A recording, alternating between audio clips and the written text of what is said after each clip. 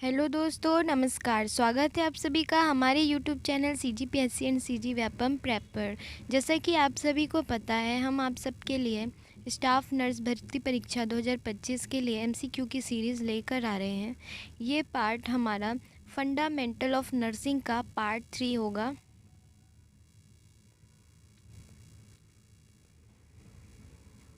जिसमें हम आपको टॉप 20 क्वेश्चन और भी सॉल्यूशन बताएंगे। अगर आपको हमारा वीडियो पसंद आ रहा हो तो हमारे चैनल को सब्सक्राइब करें, बेल आइकन को प्रेस करें ताकि हमारा वीडियो आप तक सबसे पहले पहुंचे और आपको परीक्षा की तैयारी करने में मदद मिले। तो चलिए शुरू करते हैं आज का video. Secondary health care agency का उदाहरण कौन सा है? Which of the following is an example of an secondary health care agency? तो इसका आंसर क्या हो जाएगा? Option B, district hospital. अच्छा, अगर आप लोगों को वीडियो से रिलेटेड कोई भी दिक्कत आ रही हो तो आप लोग मुझे इस नंबर पर कांटेक्ट व्हाट्सएप मैसेज कर सकते हैं, या फिर एग्ज़ाम के रिगार्डिंग या तैयारी के रिगार्डिंग कोई भी क्वेश्चन पूछना हो तो आप इस नंबर पर व्हाट्सएप करें।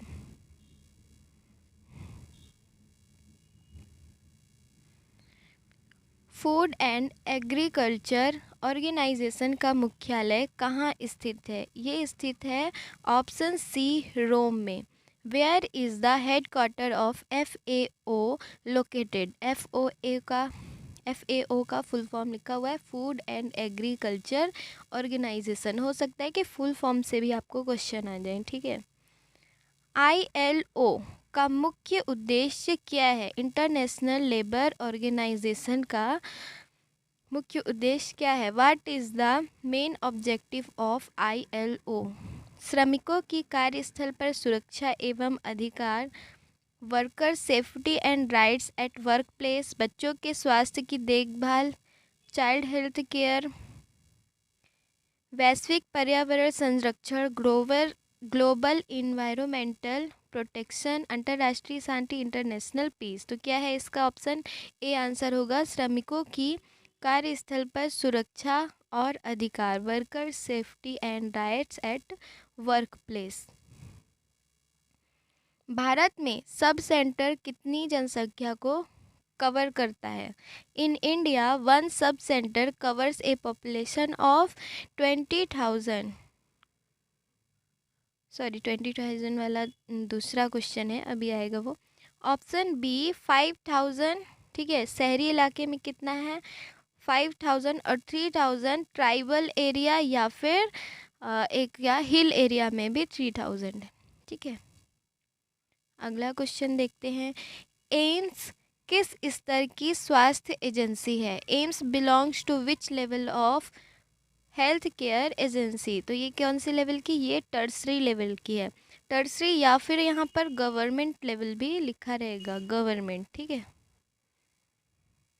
Care corporative for assistant and relief everywhere, इसका फुल फॉर्म भी पूछ सकता है तो आप याद कर सकते हैं, corporative for assistance and relief everywhere, ठीक है। संगठन किस क्षेत्र में कार्य करता है? Care works mainly in which area? इसका आंसर क्या हो जाएगा? ऑप्शन बी, स्वास्थ्य, पोषण और शिक्षा, health, nutrition and education.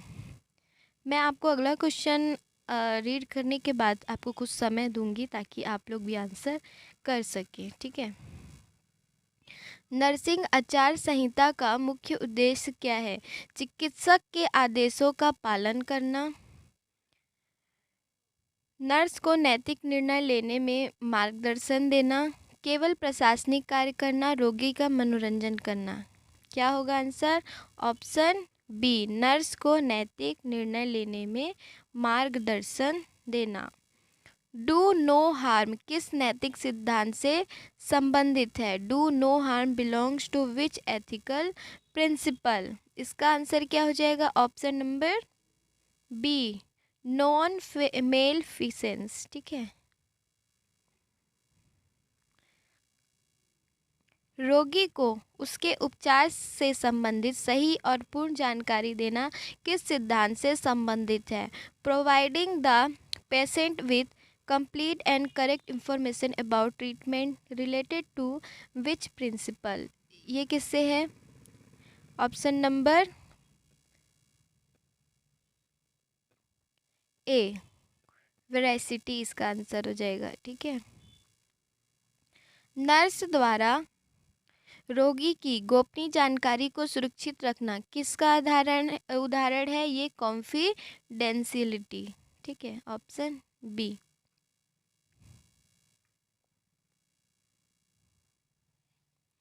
ICN code for ethics के अनुसार नर्स की प्राथमिक जिम्मेदारी किसके प्रति है? According to ICN code of ethics the primary responsibility of the nurse toward option B people, या फिर पेशेंट, या फिर क्लाइंट भी यहाँ पर लिखा हो सकता है। ठीक है, अगला क्वेश्चन देखते हैं। नर्सिंग एथिक्स किस शाखा का भाग है? Nursing ethics is a part of which brand of study? किसका ब्रांड है ये? Option number be applied ethics. ये ऑप्शन से ही पता चल रहा है अप्लाइड एथिक्स में ही एथिक्स की बात होगी। ठीक है। ऑटोनॉमी का पालन करते समय नर्स का क्या कर्तव्य है? रोगी को उसकी इच्छा के विरुद्ध उपचार देना, forcing treatment against parents will नहीं, निगेटिव तो बिल्कुल भी नहीं होगा। रोगी को अपने निर्णय स्वयं लेने की अनुमति देना, ये हो सकता है, लेकिन हम सारे ऑप्शन पढ़ेंगे। चिकित्सक के आदेश का पालन करना नहीं, मतलब हो भी सकता है लेकिन ये नर्स की ड्यूटी नहीं है। ठीक है,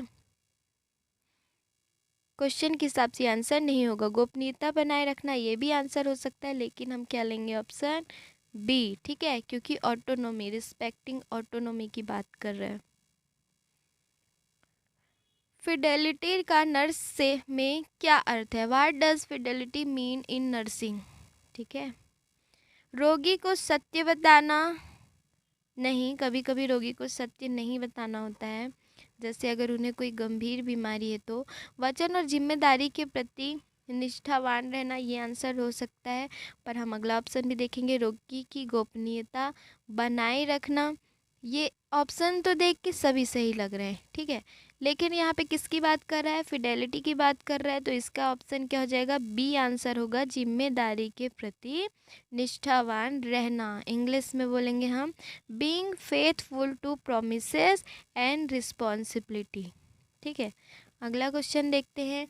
ICN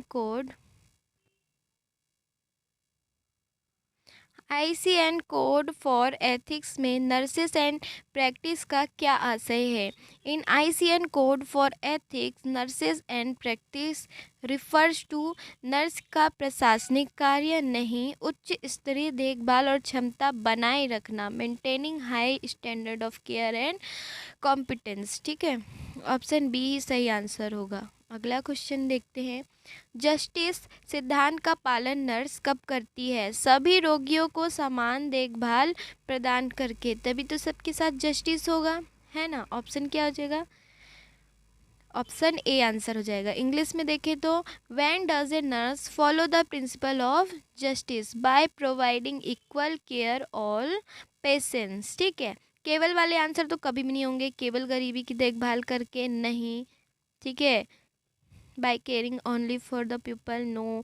bye obeying doctor only आया तो ये आंसर नहीं होगा। By focusing only on priority, ये भी नहीं होगा। क्या हो जाएगा? ऑप्शन ए हमारा आंसर होगा। रोगी से जानकारी छिपाना किस नैतिक सिद्धांत का उल्लंघन है? Hiding information from a patient is a violation of which ethical principle? क्या हो जाएगा? Option A veracity. ठीक है। नर्स द्वारा रोगी को हानि ना पहुंचाना किसका उदाहरण है? व्हेन ए